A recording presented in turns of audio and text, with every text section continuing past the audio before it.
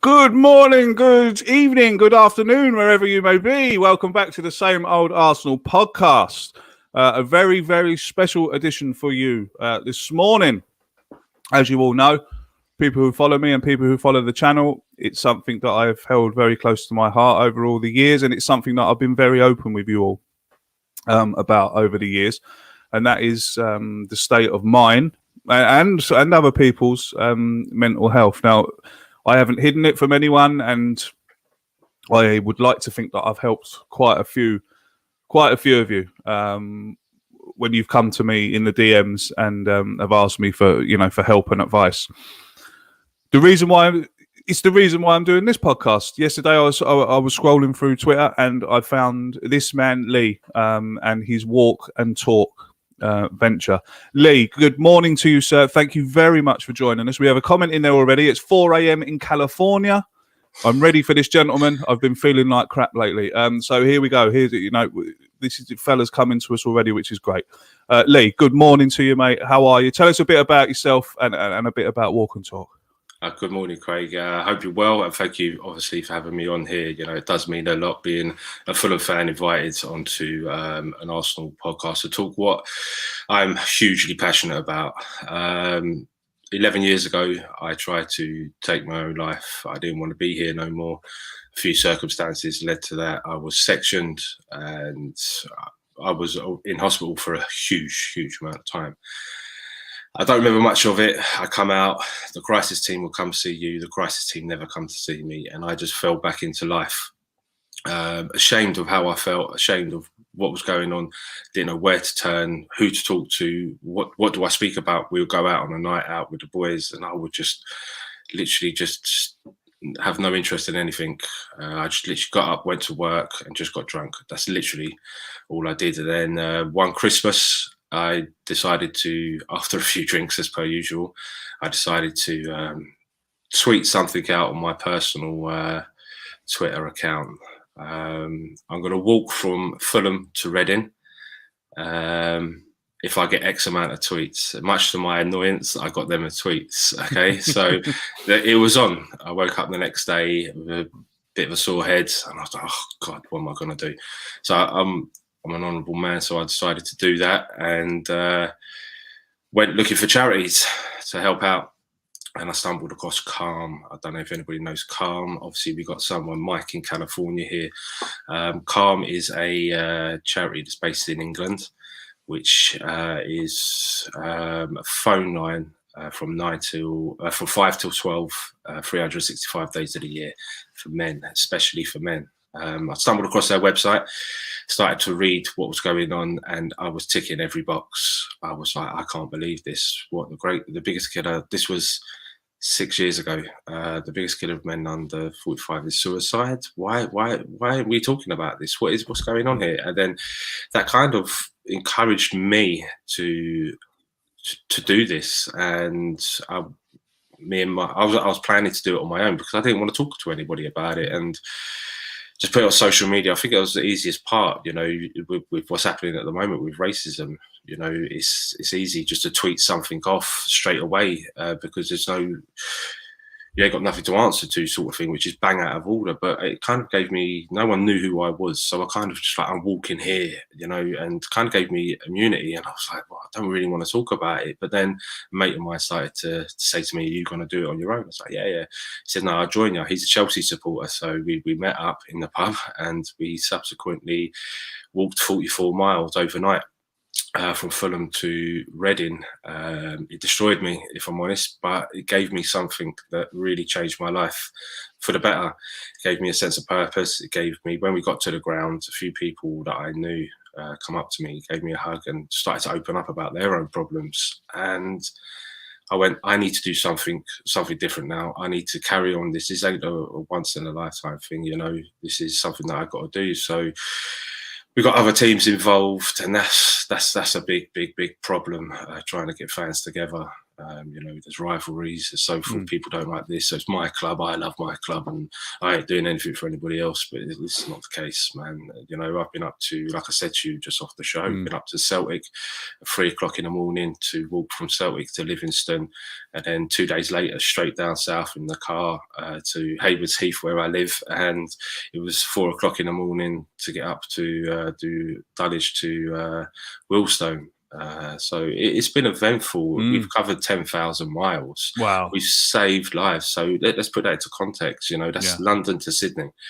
We've walked, we've saved lives, we've changed lives, we've formed this unbelievable community, which has severely helped me hugely during this lockdown. You can't see anybody, and I think the greatest thing we have in life is seeing each other, touching each other, actually just being there and physically knowing that someone is there. It's just such a relief. And then when you understand that people are suffering as well, it's just hugely something that you can just bounce off. And football is obviously the key talker. If you were, obviously you're in Ireland, but if you're on this walk with us from Fulham to Arsenal, we'd be talking about how you feel about your season's gone, how much you're missing it. So there's a benchmark there. You've got 3 hours to talk to each other, and I guarantee you in that 3 hours you will be talking about your own mental health and talking about how you feel.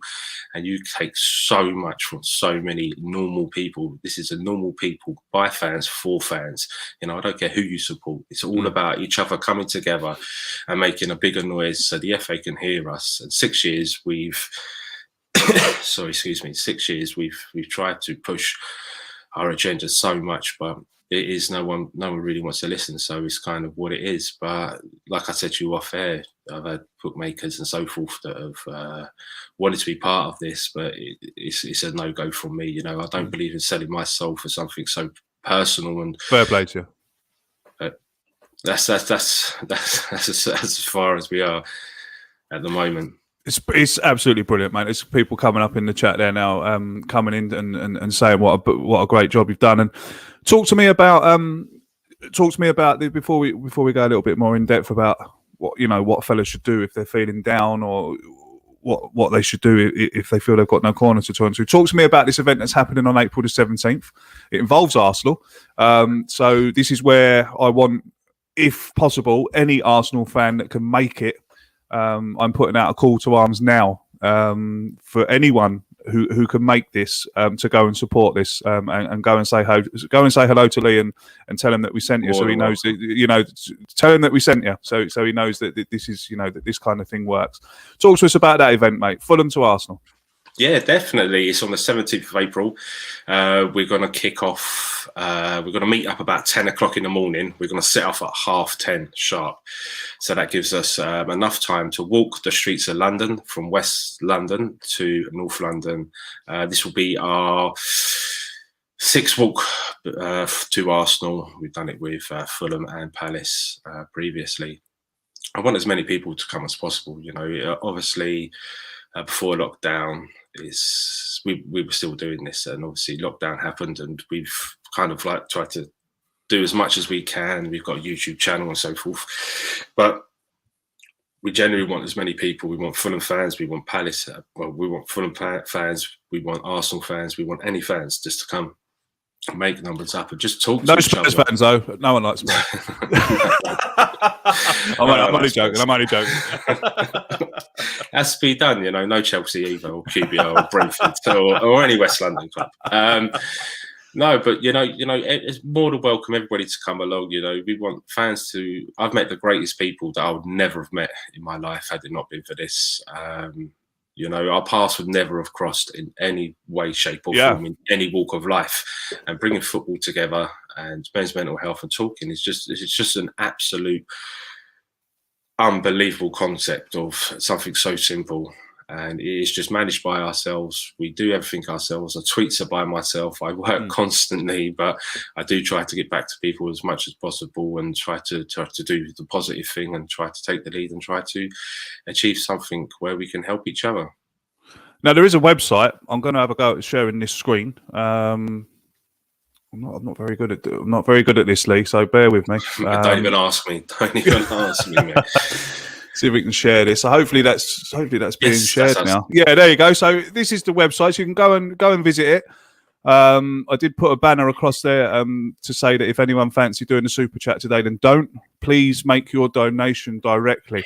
You'll find a donation page on this website. There will be a link to it in the description when we're finished. So if you're watching this on replay, you can have a little look into the description. But for people who are watching it live, there is the website.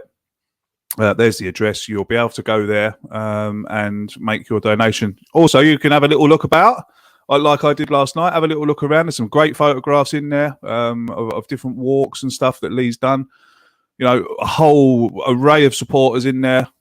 Absolutely brilliant website. Get over there and have a little look at it. We've got a question coming here, and this is something that's happened to me, and I want to talk to you about it. This comes in from Pids. Pids, thank you very much for your question. She says, not enough know about this question. Has anyone ever said to you, grow up, there's nothing wrong? Constantly. And also I've taken as a female. Also I also get women suffer as well, you know.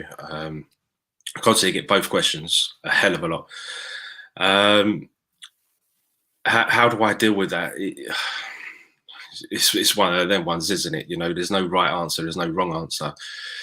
To me, I personally just, you know, actions speak louder than words, if I'm honest. To me, sometimes all that people need is a little hug, a little understanding, to understand that someone's there for them. Sometimes some people need a little bit more, be that hospital, be that someone they can sit down professionally with and talk to, which we're trying to fund and try to get these stuff.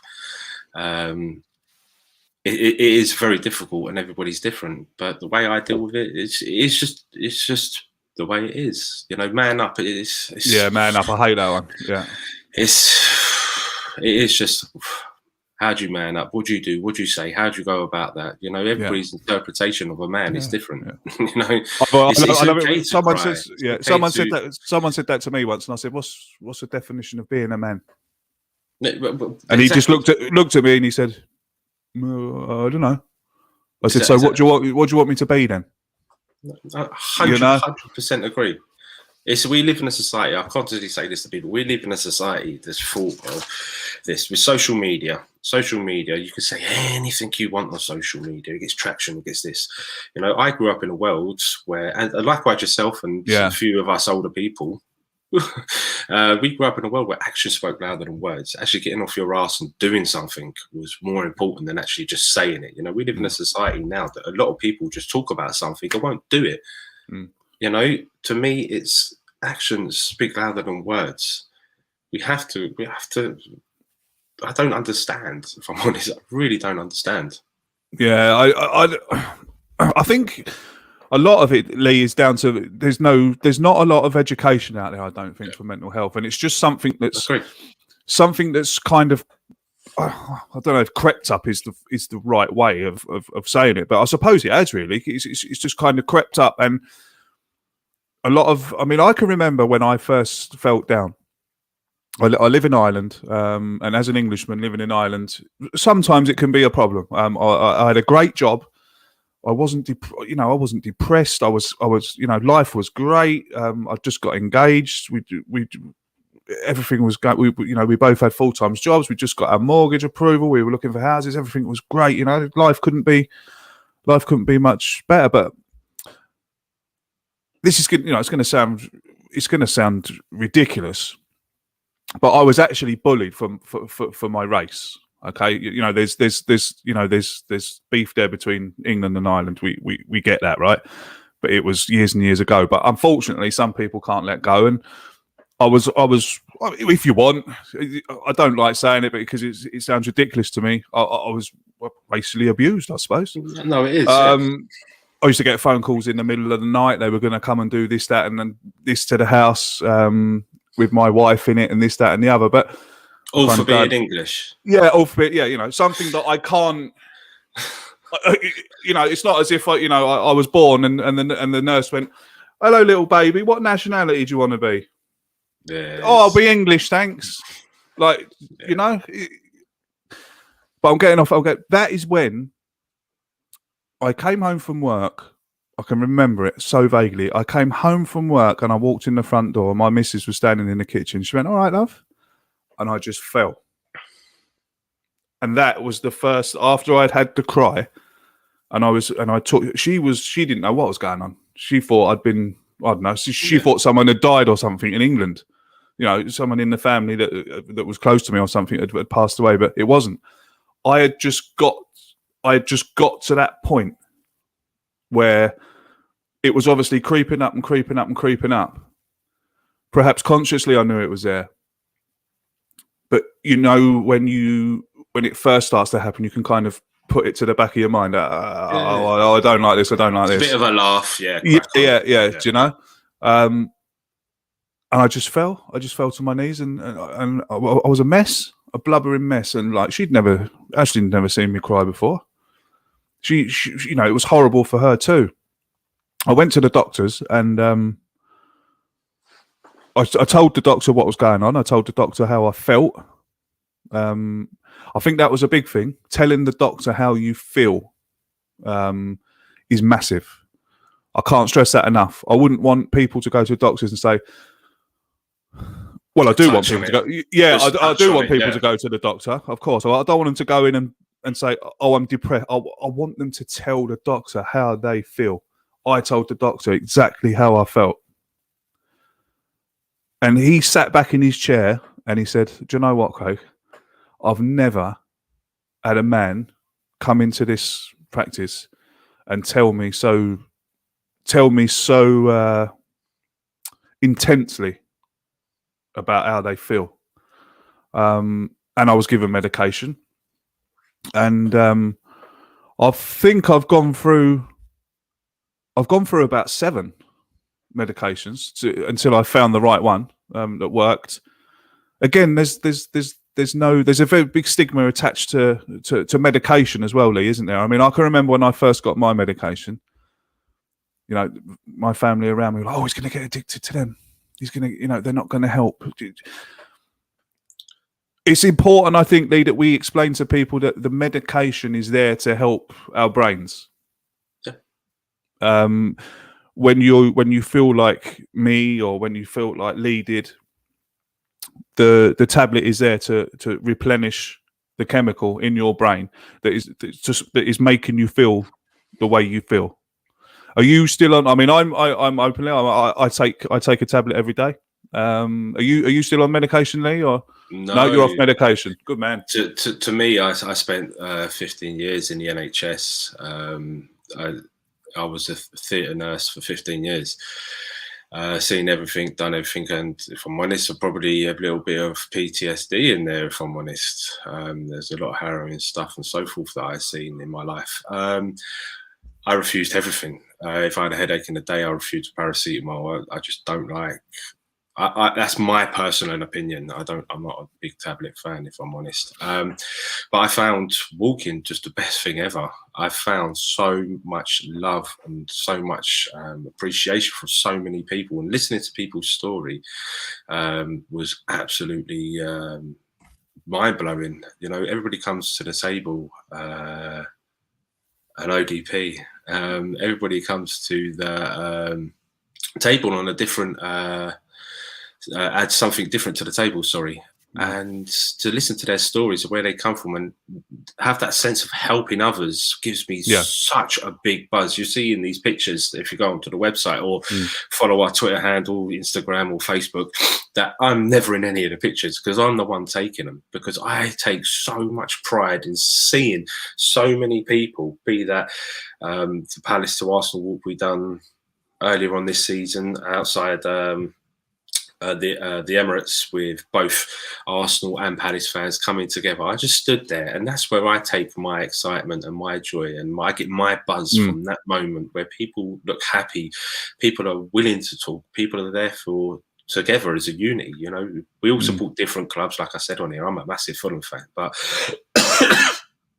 I believe in helping everybody. You know, men are men, and the more we talk, the more we help each other, the more we can do for so many other people. The unity together. It's a simple term, as I say. You know, you look at the Emirates. If one corner of the North Bank is singing, and the bottom corner singing, and then the top singing, you've got 3 different noises coming together. If you put them all together, what happens? You get a bigger noise. It's common sense. Okay, great. so Yeah, the more noise we have, the more people we have, the more talking we have, the more fans we have, all coming together. The bigger noise we make, the more that these, I can't swear, the more these people in the hierarchy will listen to us, and then it's simple. You know, I constantly see on social media that someone has died, taken their own life. A lad's taken his own life. Excuse me. No problem, mate. And clubs coming out and saying, "Oh, that's bad." You know, let's do something. Buy fans for fans. You know, we don't need mass amount of money. We just need the togetherness and the social media spectrum to help each other. It's a simple concept.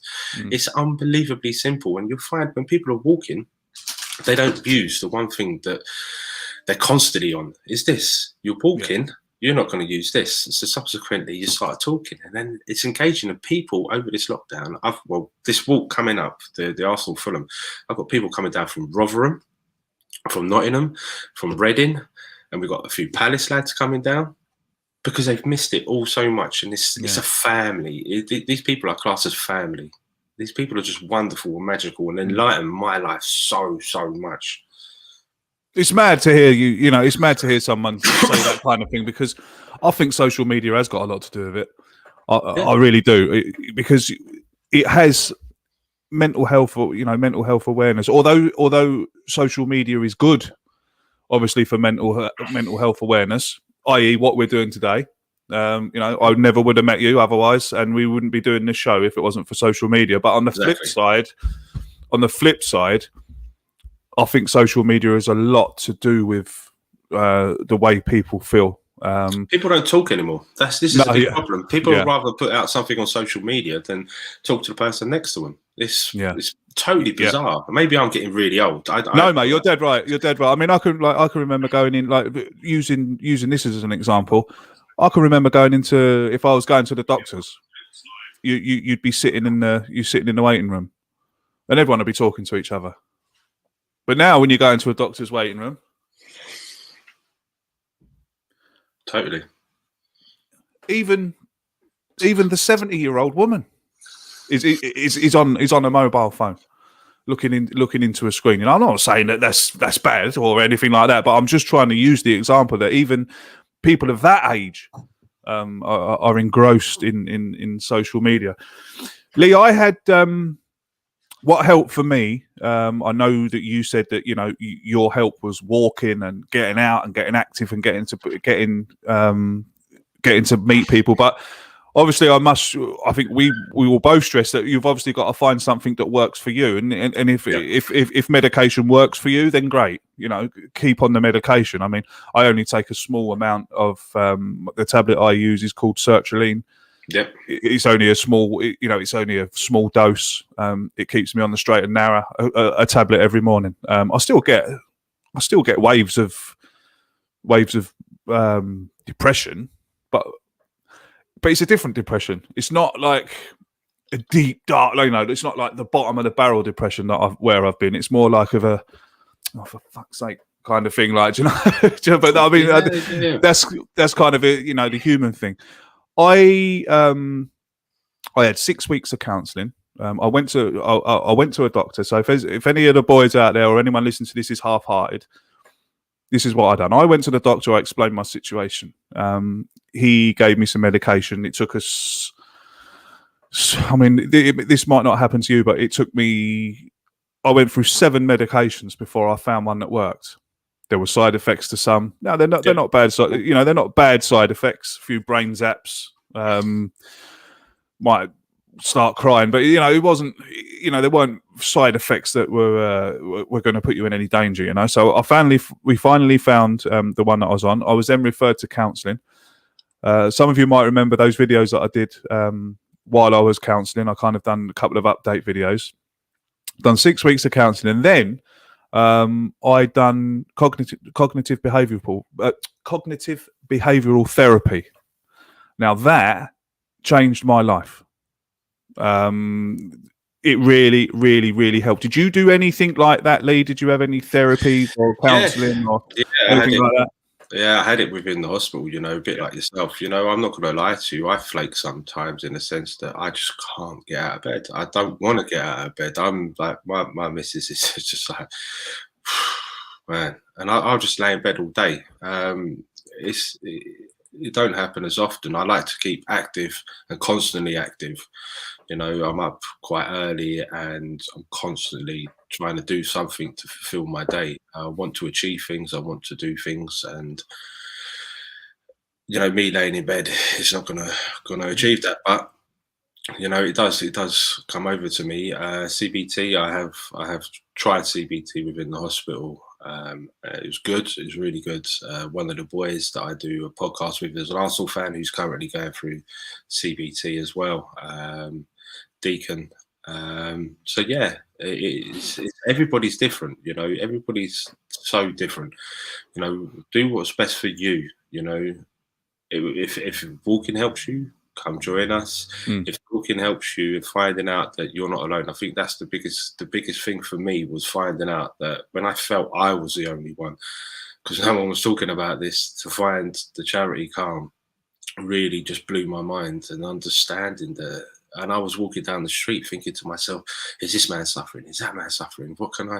How am I? Well, he looks happy. Is he suffering? And it just really frazzled my mind to think that what is going on in this, and it's such a taboo. Over the last couple of years, it has kind of like come back, where it's come into the mainstream media and people are talking about it, and which is rightly so, it just blew my mind how men are suffering, and we're not talking about this. I look forward to every Saturday going to football. My local team, Haywards Heath, I enjoy the non-league. We've done a walk around there to raise money for them as well as us to achieve what we want to do. We've done a 24-hour walk around the stadium. We ended up doing 1,184 laps at the stadium. It worked out to be 280 miles. Absolutely destroyed me, but I was just tired thinking about it. It gave me this massive buzz, and I constantly want to go and do it again. It's a drug. I feel like it's a drug I'm addicted to. We've done a Fulham to Birmingham walk over 3 days that absolutely destroyed me. But it was the sense that, it's easy to get on the train. Why do something easy? Why don't I push myself? I've been in the darkest place in my life, and How long did that take you? Fulham to Birmingham? 3 days. 4 days. 4 days.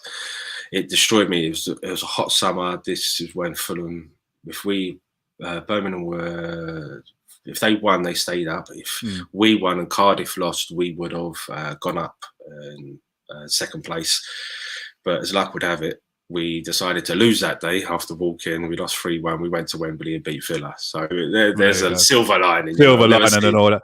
How do you go about planning that route? Because it's easy to jump in the car and drive up the motorway. How did you plan the route? Well, there's about 6 of us that sat down and literally spent about a month planning the route, phoning the hotels, explaining them what we're trying to achieve and what we're doing, whether they can help us or not. And a few were non-coherent. A few of them were really, really good. There is some positive out there, and there's some people that really do understand. And obviously, since this lockdown, I think once we do get back to a bit of normality, I think a lot of people are going to understand that mental health is a huge, huge problem that we should all be talking about. Absolutely, yes, mate. I think we'll come to the end of it. I mean, we could talk about this all day. We could, but I think if we'd sit here and we'd kind of be going over and over and over. I've given a little insight to what happened to me. You've given a little insight to what happened to you. The advice is there. Talk to me more about this Fulham to Arsenal walk. Where did it? What is Saturday? Saturday the 17th of April. Yeah, Saturday. Okay, so Saturday 17th. Where do people meet up for this? Because I can imagine like people just like walking up to Fulham and going. It's happened before, mate. It's happened before. So I always set off from the Johnny Haynes statue, which is on Stevenage Road. Obviously, the main part of Craven Cottage, you've got the Putney end, which is the away end. Just walk a little bit further down Stevenage Road there. You see a wonderful statue of a wonderful man. Johnny Haynes, we'll all meet there by the gates at Craven Cottage for 10 o'clock in the morning. So it kind of gives us half an hour. So earlier you get there, the better, really. I'll be there from about 9. But the earlier you get there, and kind of just interact with people and just talk. There is no one's going to judge you for anything. We're not here to judge anybody. We're here just to literally just talk about us and football, and make friends, have a laugh, and get shit off your chest, really, if I'm honest. There's a lot of pent up people out there, and just talk, and that is generally all I needed when I was going through my stuff, was someone to put their arm around me and just talk to me before I slipped down to where I was, and kind of like raise me up. And this it's all positivity, and there'll be laughter on the way. I expect to be abused for being a Fulham fan. I get used to it. Okay? I'm used to it. We're going to beat you 6-0. I'm fine with that. Well, to be honest with you, mate, it's been a bit like that this year for us Arsenal fans as well, to be honest. To be fair, we need the points more than you, if I'm honest. We need the points. We need to stay in so we could do it again bigger and better next year, Well, especially when the fans are allowed back in. This is what we want to achieve. So 10 o'clock and set off at 10 p.m. sharp. And once we get to the ground, we've got a surprise for everybody. So we can all do something positive and watch the game together, which will be nice, and experience everything. It's not about hatred. It's not about my team's better than yours. It's nothing like that. It's about men coming together to understand that talking, understanding, meeting new people, people that you never would have met in any walk of life. They're exactly the same as you. Everybody. I think that's what a lot of men have got to realise as well. Like, if I would imagine that there's people, who might be watching this or thinking about going, what is going to be in the back of their mind is, am I going to be? Is people going to go, oh, hello, mate? You must be mental, yeah, because you're here. So it's not like that. I think what we've got to do is kill that stigma, and for men to realise that if you go to this walk, if you turn up to Craven Cottage, you're going to be welcome with open arms. Massively. There's going to be, I don't know, a couple of 100, 300, 400, 500 people there that are in the exact same boat as you. They've all got up. They've all probably worried about the same thing while they're going, while they're driving, while they're walking. You're all in the same boat. Every single walk. Everybody always comes to me and said, I was really nervous about today. It's probably the greatest thing I've ever done in my life. I've had people cry on walks after we've completed a 35, 40 mile walk, and they're going, I never thought I'd achieve it. And, to me, it's about giving people the opportunity. 10 miles is to me, it's not a lot, but to a lot of people, it's a hell of a long way. 10 miles is a huge, huge walk for a lot of people. And that achievement in itself, give yourself a pat on the back. We've achieved this collectively. Together, we are helping each other to achieve things. And together, we're helping each other to open up. Together, we are doing things together. And the more we come together, the more we understand, it's unbelievable. But everybody always gets so nervous before a walk about coming, because there's new people. And this is if we go back to the social media thing, I could tweet anything to millions of people because I'm not really in their face. They don't really see me.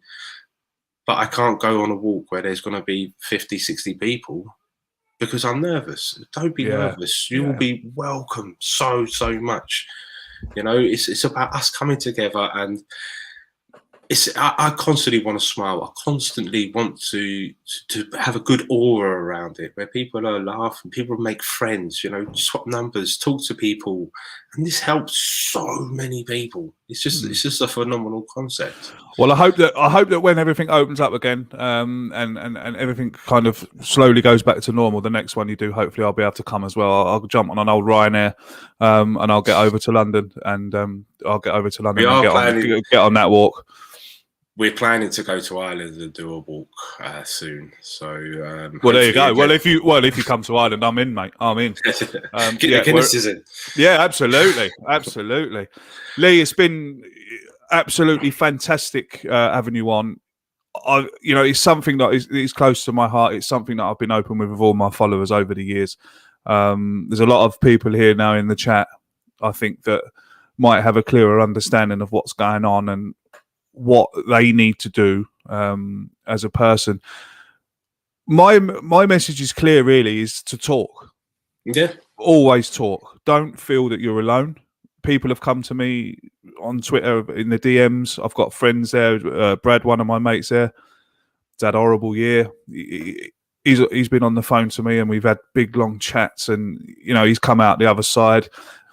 People DMing me, what should I do? Where should I go to? Now, I'm not no medical professional, but I'm just trying to give advice. I normally do what I do, and I normally do advise on what I did, and I say to them, look, this is what I did, and this is what you need to do. But I think my biggest message, Lee, for anyone who's feeling like they are, is to talk. It doesn't have to be to your doctor, it doesn't have to be to your wife, it doesn't have to be to your best mate.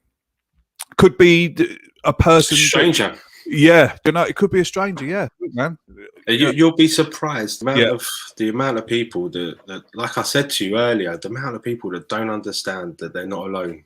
You know, and I think this is where we're going wrong in society. You know, there's loads of people that are suffering at the moment. A huge amount of people. Even now, given that we've had this lockdown and people are at their wits' end, don't know what to do. We've got no plans. There's no future. There's no understanding that they can't go out on a Saturday. They can't go out whenever they want. They can't go down the pub, meet their mates, have a chat.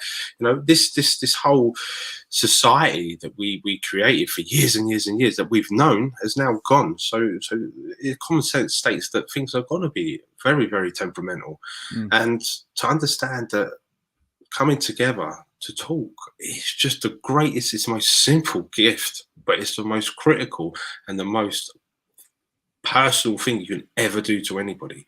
And understanding that there's people out there that are exactly the same as you, that feel exactly the same to you as you, gives you strength. It gives you like, wait, so I'm not alone.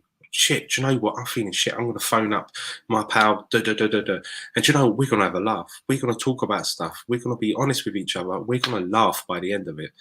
Not piss take, not that, but, you know, give each other a boost. You know, give each other some strength, give each other just happiness and just love all the way through. You know, we all support different teams, but who cares about that? You know, that's totally irrelevant. Coming together to see the power of what football can achieve. By fans, the power of football. For fans. By fans, for fans. It's a simple thing. Exactly. What I'll do is, just before we go, I'll set everyone a challenge. Whoever's listening to this, pick someone you haven't spoken to for at least 2 weeks. And ring them today, or text them. Text them today, ring them today. Simple text message. How are you doing? Yeah. And we'll see where it goes. There's your challenge. So if someone you haven't get back to you in 10 minutes, you got to call them. Yeah, exactly. There you go. If they don't get back, so you text them first. If they're not getting back to you in 10 minutes, give them a ring. Just ring them up. Hello, mate. How are you? And go for a walk. Go for a walk while you're talking to them. Yeah, don't sit there. Go for a walk. Get them 10,000 steps up. And don't be lazy like me. Don't be lazy like me. Lee, it's been fantastic having you on. Thank you ever so much for agreeing to come on, mate. Thank you so much for having me, mate. So don't forget, Saturday the 17th of April, meet up down at Fulham. Please, if you're watching this and you're in London, please go down and support Lee, because what he's doing is massive, and it deserves every single bit of support it can attract. Thank you all for coming. I know it's a bit of a weird time because we normally go on Mondays and Wednesdays and Fridays and stuff. I know it's a bit of a weird time, but it was something that I wanted to do, and it was something that I wanted to promote. I wanted to promote Lee's website, and I wanted to promote Lee's venture and what he's doing, because it's very, very important. Thank you to all that's been in the chat. Thank you to you all if you're listening to this back on audio, and thanks to you all if you're watching this on replay. We'll be back Monday. We'll be back with the boys. Got a little something planned for Monday, because it's obviously the boring international break. No one cares about that. We'll see you on Monday. So, Lee, thank you very much again, mate. Thank you for having me, mate. Absolutely no problem at all. Until we see you again, take care of yourselves and each other, and up the Arsenal.